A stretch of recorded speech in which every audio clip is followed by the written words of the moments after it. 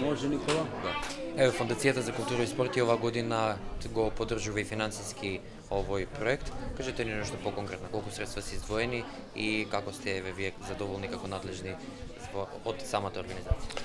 Па, да ви кажам, навистина е едно прекрасно чувство да 7 година поред, значи 2011 за прв пат во Пелинце, рекреативниот центар во Пелинце почна првиот детски ликовен камп настоен насном и еве 7 година веќе е традиција од сите основни училишта од Куманово.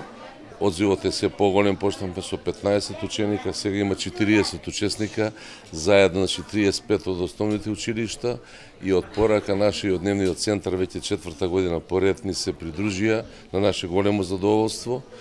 И ќе истакнам дека сите слики што до сега беа настикани, направени во 3 биенални изложби, ние ги донираме, ги поклонуваме на порака наша и се тоа останува во нивна трајна собственост, значи можат да ги едноставно стануваат за нив.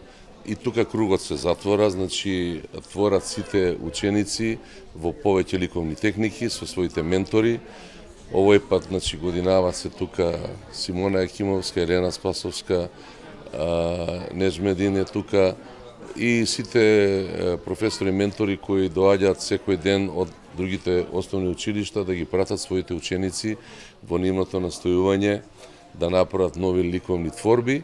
И навистина продукцијата е одлична, од година во година се поголема, што ќе рече дека квантитетот раѓа квалитет и мислам и сигурен сум во тоа дека дел од овие деца ќе бидат дел на оние деца што ќе учат и ќе се запишат на средно ликовно училиште и на ликовната академија. Тоа е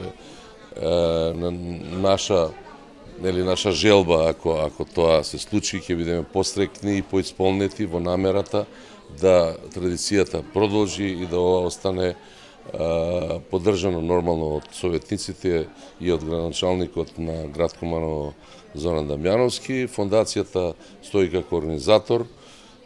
Средствата се во рамки на 80.000 денари по програмата на Советот на градот и на фондацијата. Се одвојуваат за се она што треба да се организира во овие 4 дена. Значи секоја година во овој период се случува во прекрасниот ресторан на Етно село во, значи овдека се прекрасни услови за работа. Ќе ги поздравам сите они што ни помогна во остварување на оваа реализација на ликовниот камп и дај Боже да се видиме до година со поголем број на учесници.